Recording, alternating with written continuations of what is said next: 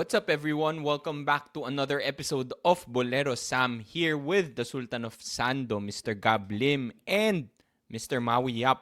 Welcome back to part 2 of our finals tier list. So, kung hindi nyo pa napapanood yung tier list namin ng season 76 to season 82, check out the previous video. Today, we're covering all the finals from post-pandemic. That's season 84, 85, 86, 87.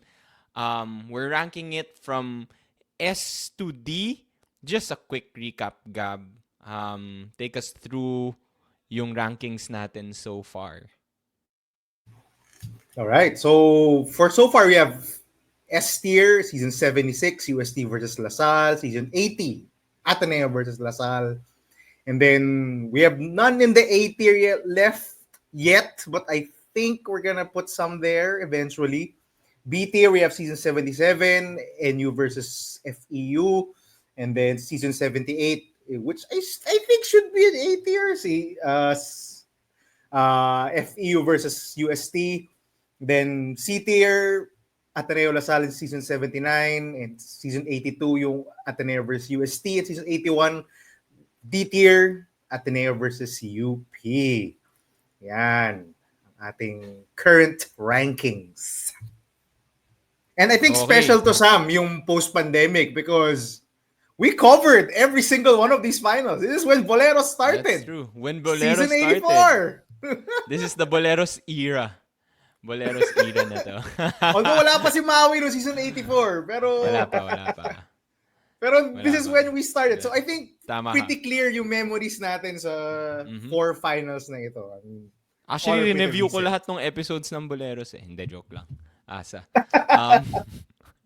Let's get started. Dami na. Hindi ko kaya. Let's get started. Let's go with season 84. The first UAAP after the pandemic. Or actually, medyo may pandemic pa noong time na to. Bubble Games. Bubble Games. This is Ateneo versus UP. The rematch of season 81. Season 81. Let's go with you, Maui. Kasi wala ka pa sa Boleros noon. Hindi ka nakapag-share ng insights mo, inputs mo from this finals. Where are you ranking Ateneo versus I have UP? a feeling this will be unanimous. S tier to, bro. Sabihin ko na, ang pinakatalo dito tayo lahat. Kasi hindi tayo nakapag-nood live. Hindi tayo nakapag-nood live eh, di ba? They say that sa NBA, they say that the bubble championship has an asterisk. I say this does not have an asterisk. This was one of the best finals series I've seen. And it was, it saddens me that hindi natin napanood live. We had to resort to watching in TV. But then again, at least we had some entertainment while in lockdown during the pandemic. Grabe yung, especially Game 3. Still very vivid memories of that CJ Cancino boarding shot and that JD Memories Kagulangan. or trauma, Maui? Memories or trauma? I think more trauma. Mas trauma for Maui. I think this is the season si JD Kagulangan really cemented himself in UP history. This is the season that would probably get his jersey retired. Grabe yung off-balance 3-point shot niya to take the lead, to tie the game, and then that game-winning shot over Ange Kouame to seal the championship for UP. I think this was the first time since 1988 that they won the championship. So first time in 36 years, yeah. 36 years, and it was Ateneo also having a 39-game win streak. UP was the one who ended that 39-game win streak during the elimination round. So this was a crazy season. Despite being an Ateneo fan, I would rate, despite all the trauma, despite the heartbreak, despite maybe thinking that we could have had the 5-peat, this is the season that UP really put themselves in the map, and for that alone, I would say this is an S-tier finals. I agree. I have to agree. This is an S tier. Siyempre, UP ka eh. Just to add, Joke lang. just to add, I think maraming firsts dito. Tama ka, Maui. I agree doon. Yung first win ng UP in 36 years. First loss ng Ateneo after 4 years. After going 39-0 in 4 years. This is the first season after the pandemic. So, grabe yung hype. Gab, naalala ko, this is the reason why we started Boleros. We were just waiting for the next UAAP more than a year. Nag-antay tayo and then just we really wanted to cover this and feel like we were a part of the games kasi we couldn't watch them live, diba? So this was our way of like talking about the games and that's how Bolero started. So very special din sa akin because of what happened with Boleros. This was the first season of Ange Kwame versus Malik Diouf. And obviously their first finals matchup. And I think we all know yung rivalry between Ange and Malik Diouf. Also, a rematch of season 81, as I mentioned, should have been, actually, I want to argue, should have been the third game if UP had made it to the finals nung season 82. They were, I think, the second-ranked team back then. So, 3 years straight, UP was like a finals contender. So I think this is yung culmination of that. First time we get to see Coach Gold and the NU boys, and I think a lot of people were caught off guard.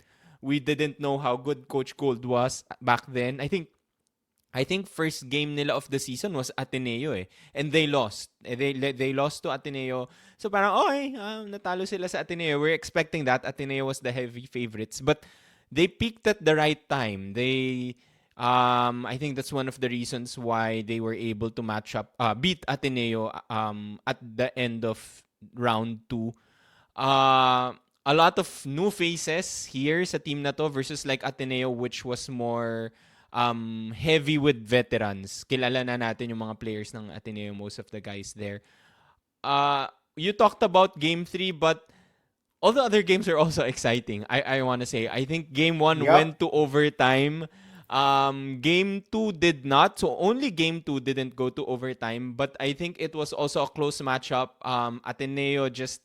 UP had a chance, pero there was that Richie Rivero turnover. So thank you, Richie Rivero, for sending it to Game 3. 2 Richie Rivero turnover, Sam. Two Richie Rivero. Akala ko game 1 yung isa. Anyway, so yeah, 2 Richie Rivero turnovers. So, ito yung pinag-usapan natin na, like, if it gets to game 3, that's one thing. But what brought this to S tier was, like, all those games were exciting and close and, like, kung Ateneo fan... Down to the wire lahat ng games. Down to the wire. Kahit hindi ka Ateneo or UP fan, you would enjoy watching this game. And that's why for me, S tier siya. Kasi anybody, any UAAP fan, kahit hindi ka from this school, you would love watching this game. Gab. Yeah, I did say we were gonna be probably unanimous. And if you're a UAAP fan / a basketball fan / a Filipino basketball fan, I don't think you can have this in any other tier instead of S. This is on the top of your list, one of the most rewatchable finals. Maybe not for Ateneo fans, but for every other UAAP fan, you can rewatch this finals and just mesmerize yourself with the crazy basketball that was going on here. Just some notes I had. This was the first overtime game in the finals since, poetically, season 76, our first S tier. Remember, game 3 in season 76 between LaSalle and UST went to overtime. The Aljon Mariano game. Game 1 of season 84 also went to overtime, and this was the first since that season. So poetically, they're both in S tier. Now, two overtime games is crazy in one finals, let alone one, but two. And yes, one of them came in Game 3, which ended with a game-winning shot by JD Kagulangan. I think that's just freaking crazy. How can you top that? Diba? It's a Cinderella story like no other for the UP Fighting Maroons. And after 36 years about winning a title, despite being the underdog in this series, and they were a legit underdog in this series. Just a few of my notes.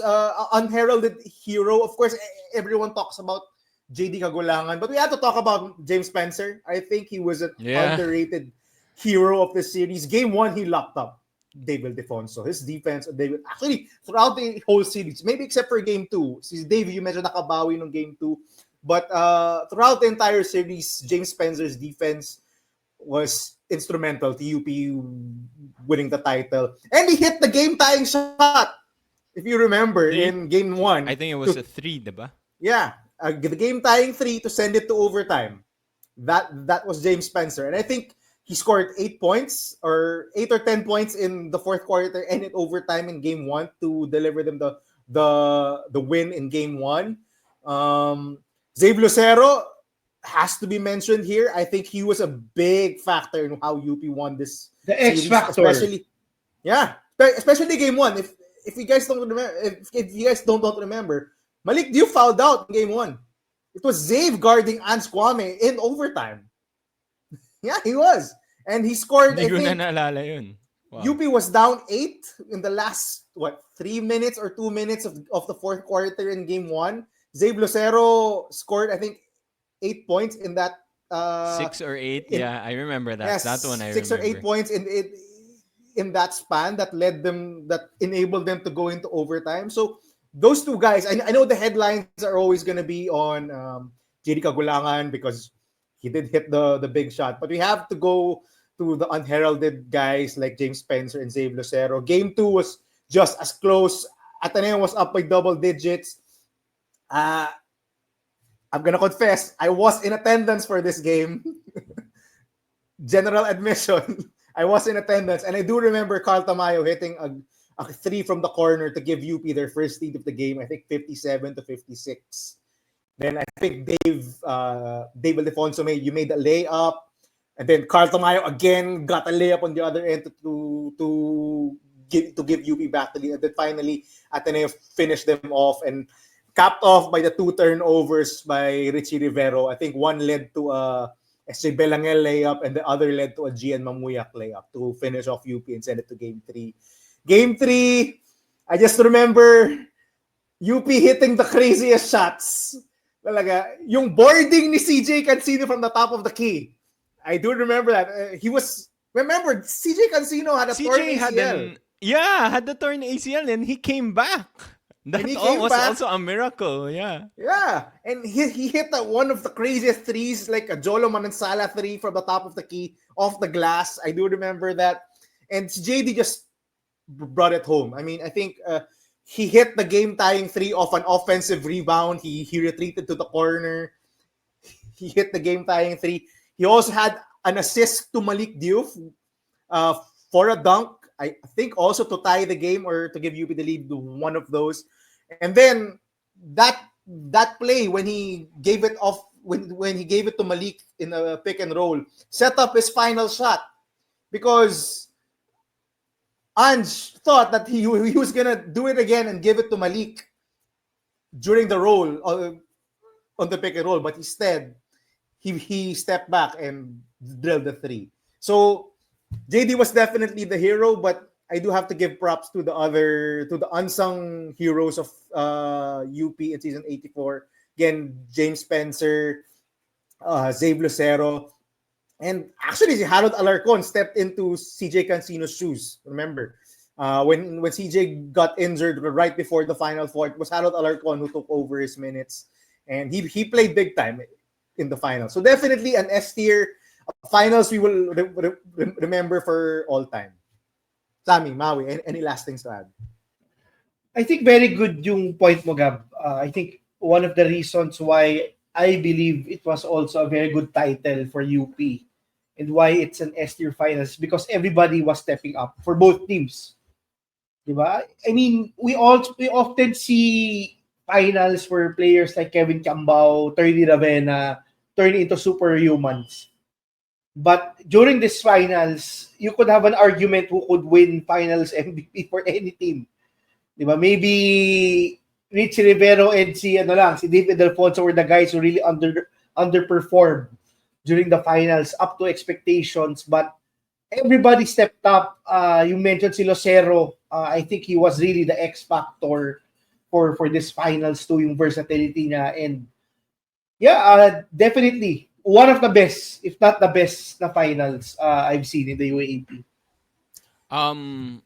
Yeah, On go ahead. Ateneo's part lang. Sorry, Sam, for interrupting. On Ateneo's part, I think this final series just sealed SJ Belangel's future in the KBL because he was a freaking awesome this entire finals. Game 3, how many points did he have? I think he had 28 points. And 27, just 28, yeah. something like that. He was carrying Ateneo in Game 3 when Dave did not have it offensively. It was SJ Belangel. He was crazy good in the finals. And really, he got a contract right after this. I think he told this to us na he wasn't even minding the emails that he was getting from agents in the KBL during the finals. Sabi niya, sa ako na pag-isipan to. Then eventually, right after, I think he just played himself into a future in the KBL because of this finals. Sammy, you were saying something. And he's still abroad until now, so shouts to him. No, jumping on that, kasi you mentioned na UP was the clear underdog in this team. This Ateneo team was so good. They had a pro-ready SJ Belangel playing at the starting point guard. And you know who was like a third, tapos they also had Tyler Tio as the backup. You know who was the third string point guard? Fortsky Padrigao. They're a mythical 5 player and their starting point guard the following season. Ateneo was that deep. So to see UP beat a juggernaut like Ateneo, which I think if you compare this Ateneo team versus the Ateneo team the following season, which we'll talk about next, clearly this was the much, much deeper and better Ateneo team, and yet they lost. So shout out to UP for beating this Ateneo team. Moving on. Let's talk about season 85. So the rematch of Ateneo versus UP. This is the third match. 5 months later. 5 months later. Oo nga, no, nakalimutan ko na yun. This was in the same year. Yes, I same completely year. forgot We about got an that. Ateneo UP Oh my rematch in God. the same year. In the same year.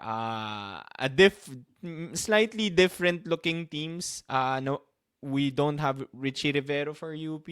SJ Belangel left for Korea. But where would you put this rematch? Ateneo versus UP season 85. Ikaw naman, Gab. Ikaw naman muna. Listen, I hold this title by Coach Tab and Ateneo very dear to my heart. And I'll explain sure. why later. But I have to give this an A tier. I think this is going to be our first A tier final. I wouldn't give it S. It wasn't, the games weren't as wild as season 84, season 76, season 80, but it definitely had a ton of atmosphere and anticipation and intensity in this final series. This is one of the final series, much like season 80. Ateneo was a number 1 seed. I think they stole it in the final elimination round game against UP. They were number 1 seed, but they were the underdogs. I know there was a lot of issue around this during the Underdog gate. Like, Ateneo is the underdog. They're coming into an underdog. Come on, UP was the most stacked. UP was the defending champions with the most stacked roster in the entire league. They were definitely the favorites here. I don't understand why there's an argument here. They were definitely the favorites in season 85, and Ateneo was underdog. And we were talking about this. Remember, Sam, Maui, when you were leading up to season 85, we were all talking about how this Ateneo team was so shallow because they had lost so much of their rotation. They lost Rafi Verano. They lost Gian Mamuya, Tio, Tyler Tio, Belangel. Jolo Mendoza, Belangel. Essentially, a bunch of their rotation pieces were gone. And during the season, this was a storyline. Their bench was goddamn awful. Issue. Yeah. Remember whenever the starters would go out and Walang backups, basically. Remember how much we were killing Chris Cuno on this podcast because he was leading the second unit and they were so goddamn awful. Diba? That was a storyline. Especially in the first round. The bench was just terrible. They were horrible. And ito yung galit na galit kayo na pina-point guard si Chris Kuhn. Chris Kuhn, yeah, because really, whenever the starters would come out, they could not hold on to leads, and they were always the plus minus stats just said it all. The starters were a big plus. They had Ange, they had Kai Balungay, they had Fortsky, yung David Defonso and BJ Andrade, but the bench was just terrible. They could not get anything to go whenever they were on the court. And I did not anticipate them actually to make the finals. I think we had them as a number 3. I picked Lasal. Picked Lasal. Sammy picked Lasal. We thought this was definitely a Lasal. Isa lang nagsabi na Si Ateneo Maui. magka-champion ng taon na yun. I think, Gab, ikaw pinili mo UP. Tama. Yeah, I picked UP and I think Maui picked Ateneo. And Sam, Yeah. you and I did not believe in Ateneo. Yeah, You were wala. like, And I we had no I want to belief. say, Gab, most Ateneans did not believe. That's one of the important points here. Si Maui na yung extreme na naniwala. I want to say like most fans that I talked to did not believe. And that is why I call Maui the prophet because he was the only one who was saying na Ateneo mag-champion dito. But yeah, the reason why I hold this championship very dear to my heart because you saw how much Coach Tab kind of coached his way to this championship because he definitely did not have the same firepower as he did in season 84. He did not have the same firepower as UP did in the finals. But for some miracle reason, Coach Tab pulled the rabbit out of his hat and was able to get this team to the finals. They lost game 1. I think we were talking about, more than 75% of the teams that win game 1 in a final series end up winning the championship. Mhm, Diba? mhm. And we were counting out Ateneo after game 1. We're like, we can't win. And I do remember game 1 being the Zave Lucero game. Zave Lucero was awesome. Carl Tamayo had a bad game and still UP won because Zave Lucero was freaking awesome. Diba? And I really thought that this was UP's championship. Now, some breaks went Ateneo's way. The injury to Zave Lucero being one of them. Zave Lucero injury. Yeah, in game 2. But Ateneo pulled this off. I do remember game 2 being the Kai Balungay game.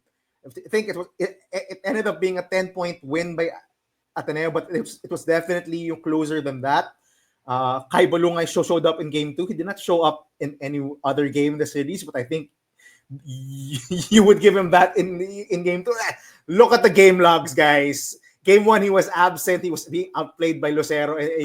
By Lucero and Tamayo. Game 2, he Kai showed up. Balungay catching strays. Game 3, I think he only scored 4 points, 2 points. He did not. But game 3, I was here during this game. I braved, naka-face mask pa ako. I braved the crowd. Sabi ko, manonood ako. It's game 3. Ateneo started out hot. Barrage of 3-point shooting. UP came back and I think one of the craziest fourth quarters I've ever seen. This was, I think, the crowning jewel of the crown that they had to put on top of Ange Kwame's head because he delivered Ateneo this championship. If you look back, if you watch the replay, despite being hurt the entire season, he wasn't 100% this yung season. ba, I think Sam, yun yung isa pang reason why we weren't high. Partial tear. Ange was ACL. injured. Yeah. Ange was injured. He clearly was not the 100% Ange Kwame that we saw in season 84 when he won the MVP. But yeah, I do remember the fourth quarter of game 3. UP came back in the third quarter, I think brought the lead down to do single digits, and every UP shot was answered by an Ange Kwame play. I think James Spencer hit a 3, and then Ange Kwame had a 3-point play on the other end. Harold Alarcon he hit a 3, and then Ange Kwame hit a 3 on the other end. Malik Jufyu made the layup. Ange Kwame had another 3-point play on the other end. And then they came back, and then Ange Kwame blocked Carl Tamayo. It was all Ange Kwame in the fourth quarter. This was the crowning moment for Ange Kwame. He was incredible in game 3. You talk about the impossible shot that Harold Alarcon made off a missed free throw. Yeah, almost single-handedly brought UP back.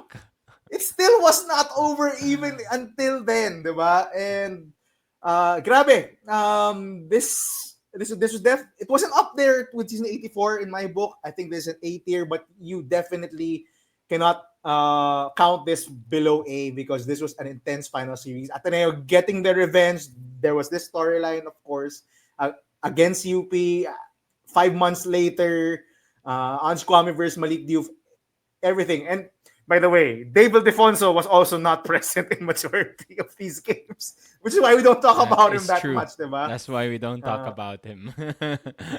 so yun, I think it's an A tier. I'm curious to Okay. hear what you guys have to say. So, A tier for you, para sa akin, this is an S tier if Atenista ka. If you're an Atenean, this should be an S tier for you. I think this is on the same level as the other Miracle Championships, the season, ano ba yun, yung Ateneo versus Embala Championship, the first championship against for Coach Tab. That was a Miracle Championship. I think the third championship dun sa 5-peat team was sort of a miracle also. Yun yung walang big man yung Ateneo, pero they pulled it off. So this is on that same level. So if you're an Atenean, this is an S tier for you. I think you pretty much covered everything, Gab. We did not believe Ateneo would win it. Ange was injured. This was not a deep team. Chris Kuhn was learning on the fly.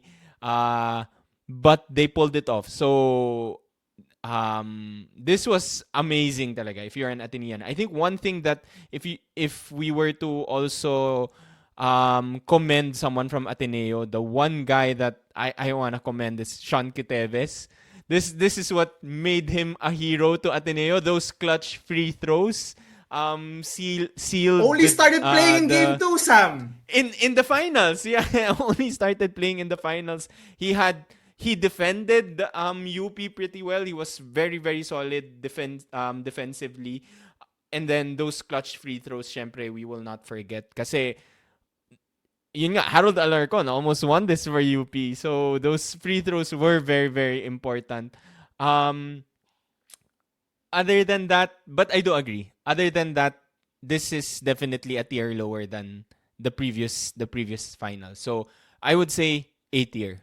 I agree with you, Gab. A tier. Now, I'm going with you, Maui, last. Kasi syempre, ikaw yung the prophet. Ikaw yung naniwala na Ateneo was going to win the championship. So, where would you rank this? Ito yung peak nung in Tab We Trust, diba, sa Ateneo. Kasi ito yung nagsa-start na mag-downfall ang Ateneo with all the exits.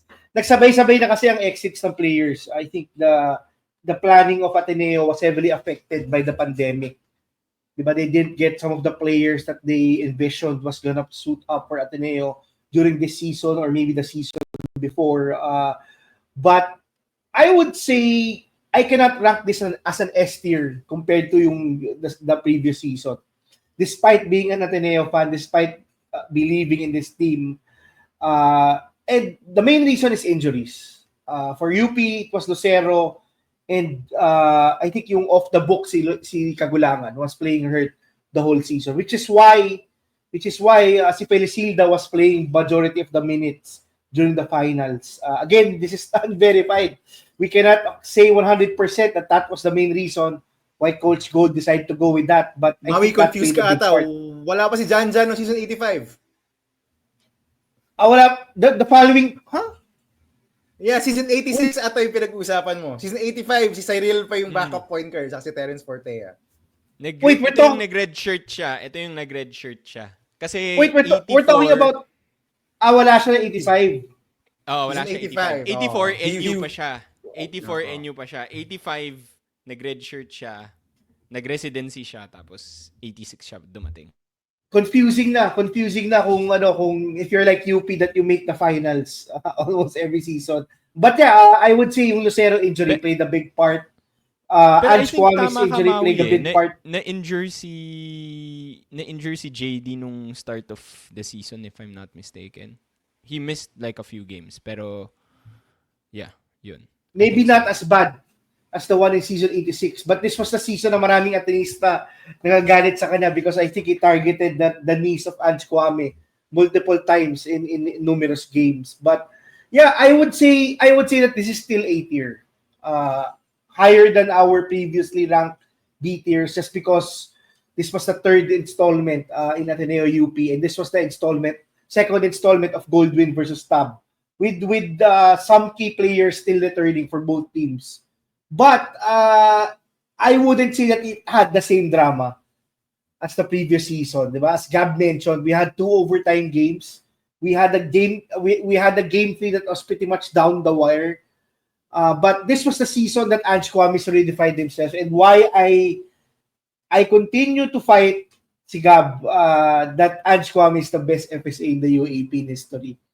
Playing injured, he carried. Watch that debate. Watch that debate, guys. He carried, but despite being injured, despite having a partially torn ACL, both game 2s and 3, he basically carried Ateneo to the championship. And I think this is why many Ateneans, if not all Ateneans who watch the UAP basketball, are in awe and are grateful and always love when Ange Kwame comes to the games. This was when Ange really won the hearts of all the Ateneo fans. And that block on Tamayo really sealed the deal, I think, on that game, showcasing both his talents on the defensive end and on the offensive end. Yeah. So, yeah, definitely an A tier for me. Okay. Just a few notes from that finals. I do remember Gab Gomez hitting 4 threes in game 3. So shout out to you, Gab Gomez. Shout out to Gab Gomez pala. Kalimutan ko rin. I know you're a listener of our podcast from behind the scenes. So, Gab Gomez, shout out to you hitting 4 threes in game 3. You, Gab. So, yun. And I remember Gio 2 hitting a 3 right after getting flexed on by Henry Galinato. A 3 out of nowhere by Gio 2. Top of the key. I remember the 3. Top of the key 3. Nga si Gab Gomez. This is the game that remember the Gab Gomez game, yes. This is probably the game that many people thought si Gab Gomez is the next great point guard ng Ateneo. But that didn't pan out. Okay, so to recap, we have S tier season 76, season 80, season 84. A tier, season 85 for B tier, still 77 and 78. For C tier, we have season 79 and 82. And our lone D tier, season 81. Okay, let's move on. Sammy. Okay, moving on. Sorry, one last note on that game. Shout out to Coach Tabin Ateneo for letting Zave close out his UP career. I think they fouled Zave and let him hit the free throws nung game. No, Sam, they got a technical. Oh, they got a technical. They got a technical for celebrating too early. And then they let Zave shoot the free throw. Mali Coach Gold yung put Zave in to shoot the last technical free throw, which he almost missed. It went in front of the rim, remember? So it was nice seeing Zave at least play or come out nung game 3. Sige, moving on. Season, nasaan na tayo? 86. Na-confuse ka ata kay Sam, kay Lastimosa. Si Lastimosa yung ginano ng Ateneo. Yung final ng Ateneo. Okay. Moving on, season 86, UP versus LaSalle. Where would you rank this? This is the first UP versus LaSalle finals matchup, obviously. LaSalle winning the championship. The return of LaSalle. Let's start with you, Maui. UP versus LaSalle, season 86. Mark Nonoy, Evan Nele. Ako, if you ask me only about game 3, I would probably rank this as an S tier. 3-game series, 2 of the top contenders from the off-season. But just because game 1 and game 2 was huge blowouts, and you didn't know what was gonna happen in game 3, I would say only an A tier. Kasi we only were able to get a close game during game 3. This was Coach Stopek's crowning moment by Coach Stopex.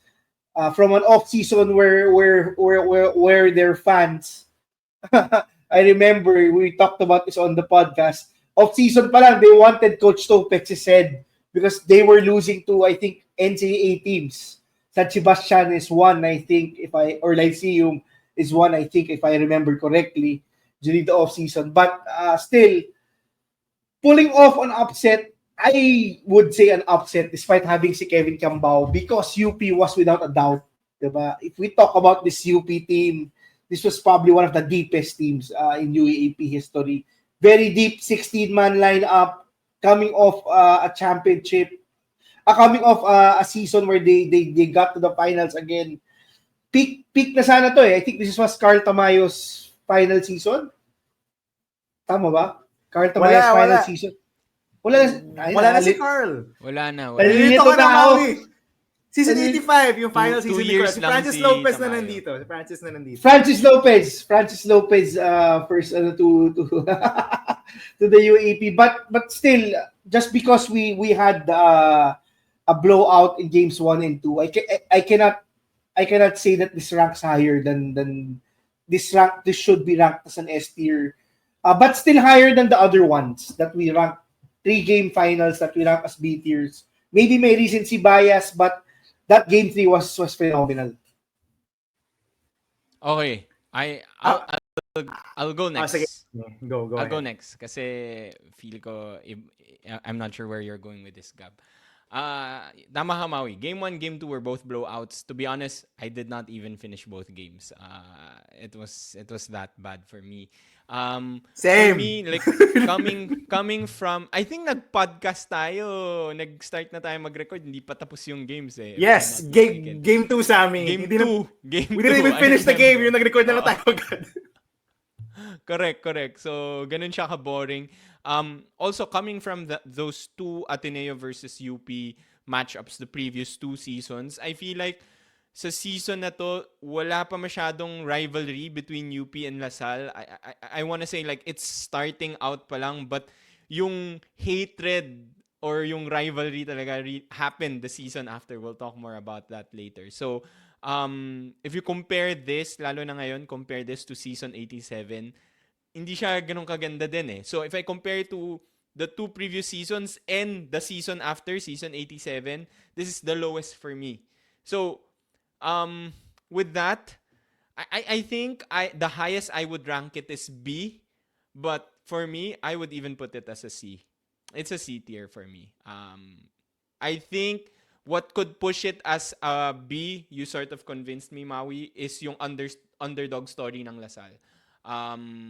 UP was the favorites here, clearly the favorites. NU dapat to. Coming out. NU nga yung number 2 all throughout. I think LaSalle was 3-3 to start their first 6 games, and then they went on a winning streak all the way na. They never lost. So I think they just peaked at the right time. I think NU was the number 2 all throughout until the very end. LaSalle stole the twice to beat advantage. So siguro if you're a LaSalle fan, I would put this as an A, just like Maui. But the highest for me would be B. I would say C right now.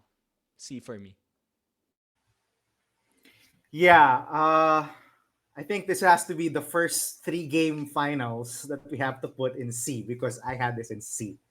Because games 1 and hindi kasi games 1 and 2 were not watchable. You don't want to rewatch a blowout. Sama talaga eh, no? Wala na akong matandaan from games 1 and 2 just because of how lopsided both games were. So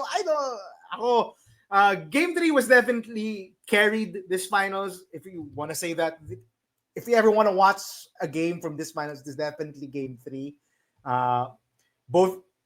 This was the crowning moment of KQ. He was amazing. However, I think our memories of game 3 of this finals were a bit skewed. Now we do remember the big block of KQ on Jerry Abajano. But it was an ugly fourth quarter. I did rewatch the highlights. I think UP did not score for like 6 minutes or something like Yeah. that, diba? 6 minutes. UP did not score until Francis Lopez put back to get them to within 2 in the last 7 seconds of the game. And that was off a Malik Diouf air ball from the corner. Yun. It wasn't exactly, it was a close game, but it wasn't exciting. UP was up the entire game, and it was 67-63 with 6 minutes left, Sam, as you said. And then Evan Nelly hit a 3 from Steph Curry country to cut the lead to 1, and then KQ had a floater to give LaSalle the lead 6-68-67. And then that was all the scoring that happened for at least a good 2 to 3 minutes. There was not much going on. And I do remember some free throws by KQ to extend the lead to 70-67. Then UP had a bunch of chances to actually tie or cut the lead to 1. They had multiple open threes, I think by Abadiano, Lopez, and I do remember, and this is what you pointed out, Maui, I think yung na-confuse ka, JD Kagulangan was subbed out with 3:35 remaining in the fourth quarter, and then was never put back in the game until 7 seconds left in the game. This is when we were all like, where is JD? Why isn't he back in the game? And I do remember another storyline from this was everyone calling Harold Alarcon the King Archer because in a 1-on-3 fast break, he retreated back to the 3-point line and shot a highly contested 3. I don't know if you remember, but they had like a lot of time on the shot clock. It was a 1-on-3 fast break. Harold Alarcon retreated back to the 3-point line and shot a fadeaway 3. Yes, Hindi ko malala yun. Yeah, look back. And there were multiple memes of Harold Alarcon. And saying yung na-pass on na ni Aljon Mariano, yung mantle of King Archer. There was such a storyline for Harold Alarcon. Diba? He held the title of King Archer for at least a year. Diba? So, there was this, and then KQ going 1 of 2 from the free throw line. The game wasn't even sealed until the final 2 free throws by KQ, and he was already crying. Before the game was over, he was already crying. And yeah, I do remember this, but it was not, I think we hold it it's such a high regard na parang ang daming big shots na nangyayari. There was literally barely any shots were going in for both teams in the final few minutes of his game. So it wasn't that exciting. Hindi parang season 84, no? Or even season 85. So I'll put this as C. Just because the game was close in game 3, but it wasn't, back and forth, big shot after big shot. It's more like miss shot after miss shot after miss shot. Oh, blocked by KQ. Miss shot, miss free throw, and then another miss shot by UP. That was it. So, and as I said, games 1 and 2, we don't even remember anything because they were just such big blowouts. So I'll C. So I think since we have 2 votes for C, we'll put this as C tier. I know it's just 3-game finals, but if you look back actually at the essence of the games, of all 3 games, they were not really up to par if you compare them to season 84 or season 85 even. Thoughts? Yeah, I thought I was swerving. Akala ko you would go B because it went to 3 games, to be fair. Third game was close. C was a swerve for me. I wouldn't mind if people put this as a B. That's fine. So, I think nandun naman siya. Out of the 4 post-pandemic season finals, ito talaga yung lowest. But I think if you look at it from like 86 to 87, it set up 87 to make 87 even more interesting and even more exciting. Kasi it was a rematch. There was the rivalry na may history na sila. So, on its own, pangit siya, but it made 87 even more special. Maui, maybe before we go to 87, anything? Just an additional note. I think the loss in game 3 kind of overshadowed a pretty good game by Malik Diop. I think at 21 and 14 in game 3. He was amazing in game 3 for UP. It was his last game in the UAAP. He was the MVP in season 85, but he was amazing. So I just wanted to shout him out. I do remember Malik having a big game in game 3. Okay, moving on. Season 87. So the most recent finals round 2 of LaSalle versus UP. UP getting back at LaSalle. This went to 3 games. This was a much more exciting matchup versus the previous season. Marami na rin silang history. You had Spitgate in round 1, so that made it even more interesting. It's, I think, the finals that we all wanted during this season because of the history in season 86, Spitgate. They were clearly the top 2 teams. Battle of the 2 best bigs, Mike Phillips and QMB. Battle of the graduating superstars, KQ versus JD, their last year. Who will cement their legacy? This really, I think, cemented the LaSalle UP rivalry, and I think people are expecting it's going to be another LaSalle UP matchup. So, where would you guys put this? Kasi ako, right now, just going through the notes, this is an S tier for me. Gab, let's start with you. I was debating between S and A, and I landed more on A. Ako, A tier. Not as much as kasi season 84, 2 overtime games, big shots in game 1, game 3 ended on the buzzer beater. Season 80, every single game was close. The rivalry of Ateneo Sal, the history there. Ben Imbala being an unstoppable force. Pati season 76, the Adrian Mariano series, Geronteng versus Jeric Teng, ako A. I would put this on the same level as season 85. Same setup. The rematch after one season. In season 85, we had Ateneo yung getting revenge on UP. In season 87, you had UP yung getting revenge on LaSalle. I put it there. I wouldn't, hindi ko siya malagay as in the same intensity and the same ranking as in season 84. Kasi iba talaga yung season 84, 80, and 76. But this was still a pretty good final series. Game 1 was close, but I think a lot of us will remember Game 2 and how crazy Game 2 was.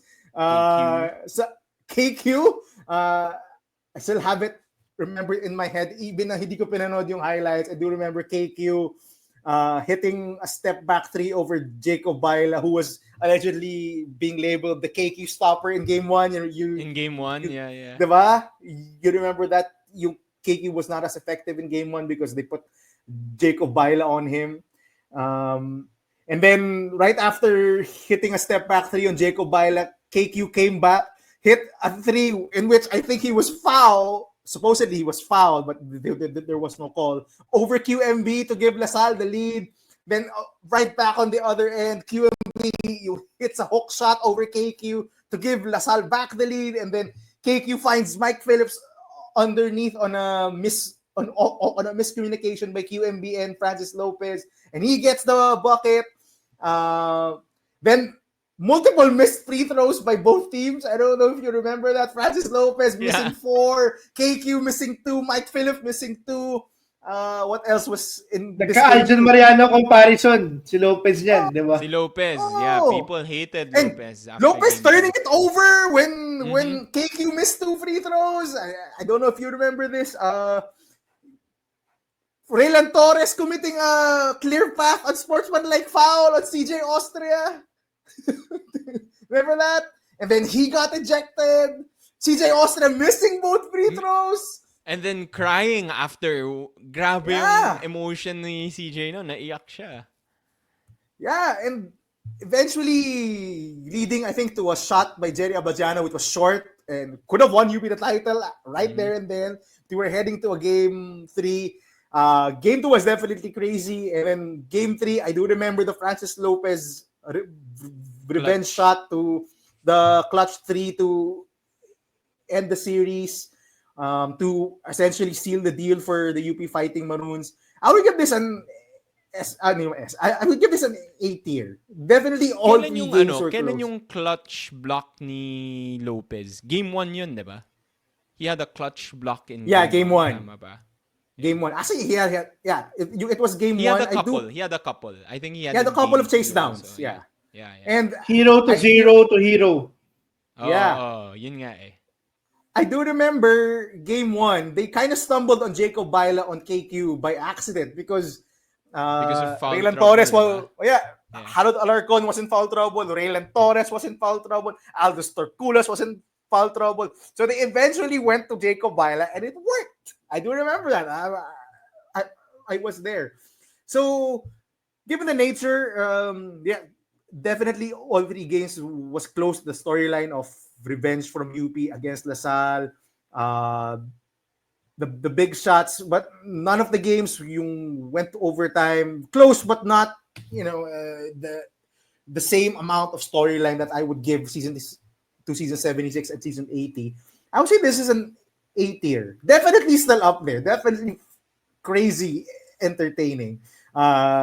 Game 2 will definitely be stuck in my head because that was out of the 3 games, I think the 3 of us would agree game 2 was the wildest. I think that was crazy. But I don't know, baka recency bias lang yung akin. I still would rank it as an S tier. Like, if I compare it to, let's say, season 76, siguro for me, I value yung backstory talaga. Yung rivalry between LaSalle and UP and how much the fans hated each other. Like, all throughout the season. After Spitgate talaga, they really hated each other. And there was, I want to say, like, 76 LaSalle versus UP. LaSalle versus UP. LaSalle versus UST was also like a highly contested matchup, but not I don't know, not the same animosity, I would say. And that's what made it very entertaining for me. Hindi lang yung on the court, siguro hindi siya on the court performance, more off court, yung animosity between the two fans. Maui, where are you going with this? Tiebreaker ka, S ako, A si Gab. Ako, I would say, siguro nga, tama ka sa may recency bias, but I would say that this is an S tier finals. Just because we had 2 very exciting games, both game 2 and game 3, with Gab mentioned game 2 being the more exciting one. But you could say until the final buzzers at game 3, you didn't know who was gonna win the championship. If Lopez missed that 3-pointer, then maybe it would have been a different story to this game. If LaSalle was able to get the ball when JD Kagulangan missed that mid-range shot with 25 seconds to go, maybe QMB didn't go to the line and hit 2 free throws. Maybe LaSalle was able to take back the lead. Si Josh David was almost, if I remember correctly, Josh David was almost able to get that rebound, but it was swiped away and they were able to end up getting that offensive rebound, leading to the QMB free throws. So, with the backstory, with the rivalry, with Spitgate, with the fans hauling each other in social media, pati Atenista nakisali na and everything, and with the UAAP also allowing us to be media for the first time in the history of Boleros, and us 3 watching the game together, and